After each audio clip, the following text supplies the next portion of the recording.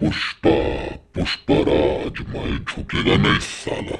शीशाचलन का जंगल लाल चंदन के लिए मशहूर केवल अपनी खूबसूरती के लिए नहीं जाना जाता था, बल्कि आजकल लोगों की गुमशुदगी के लिए ज़्यादा जाना जा रहा था। क्योंकि 2015 में पुष्पा और उसके गैंग के 30 लोगों का पुलिस ने वहां इनकाउंटर किया था, और उसके बाद से ही उस जंगल के उस इलाके में जाने से लोग गायब हो रहे थे। जो भी उस जंगल के शांति को भंग करने जाता था वो कभी वापस नहीं आता था, और ना ही पुष्पा की आत्मा उसे वापस आने देती। मैं हूं अभिषेक और आप सुन रहे हैं मेरे साथ हॉरर स्टोरीज।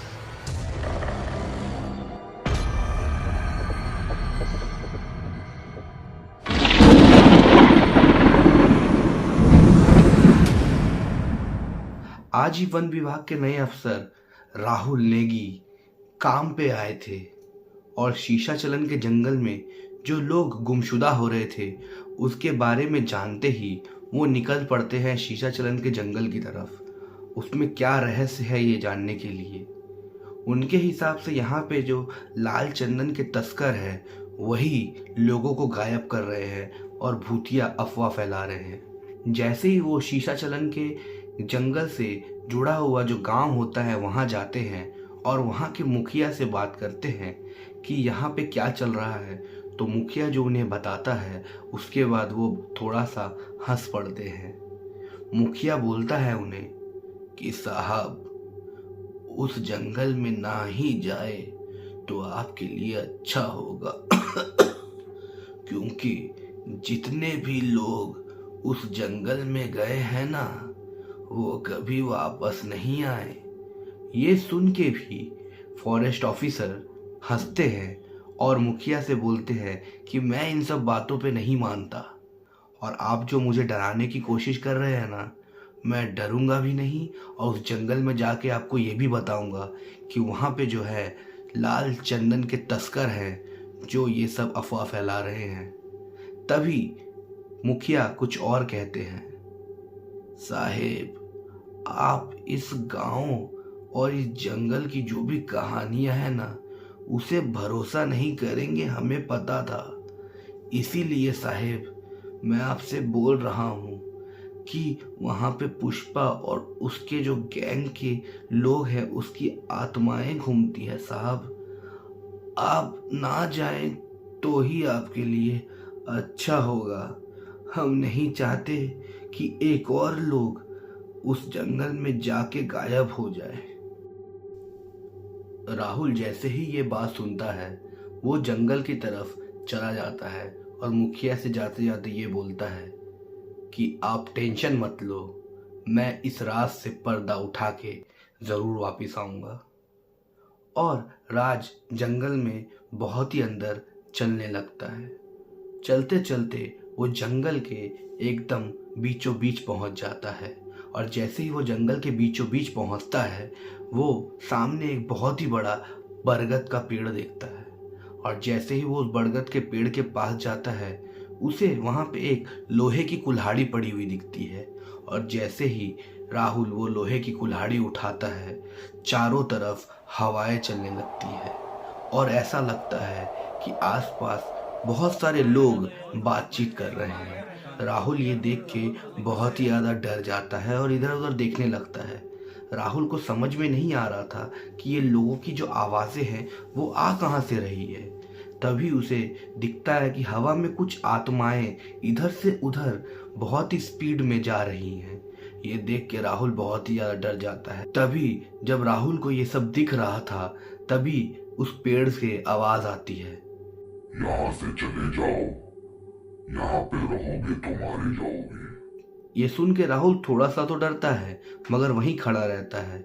उस पेड़ से वापस आवाज आती है, चले जाओ यहाँ से वरना मारे जाओगे। राहुल ये सुन के भी वहीं खड़ा रहता है क्योंकि वो ये देखना चाहता था कि यहाँ पे असलियत में क्या चल रहा है।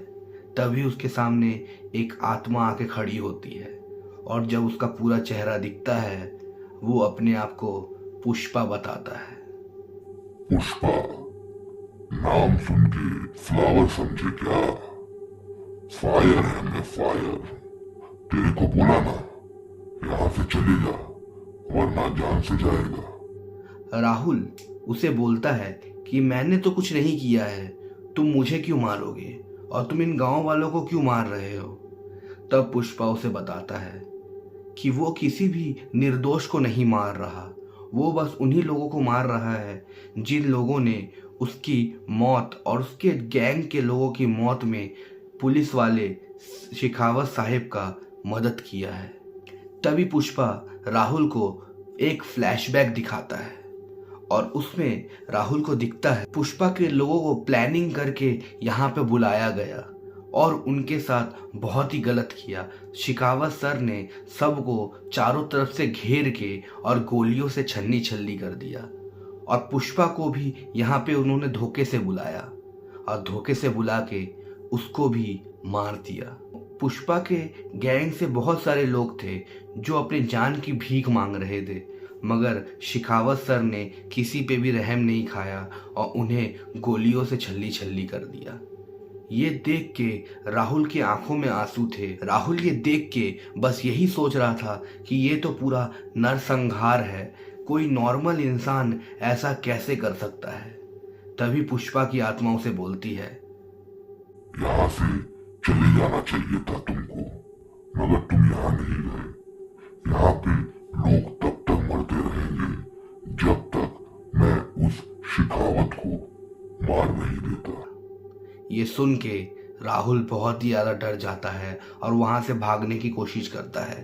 भागते भागते उसका पैर एक पेड़ के जड़ में आ जाता है और वो वहीं गिर जाता है और गिरते के साथ ही एक कुल्हाड़ी उसके गर्दन पे लगती है और उसका गर्दन उसके धड़ से अलग हो जाता है।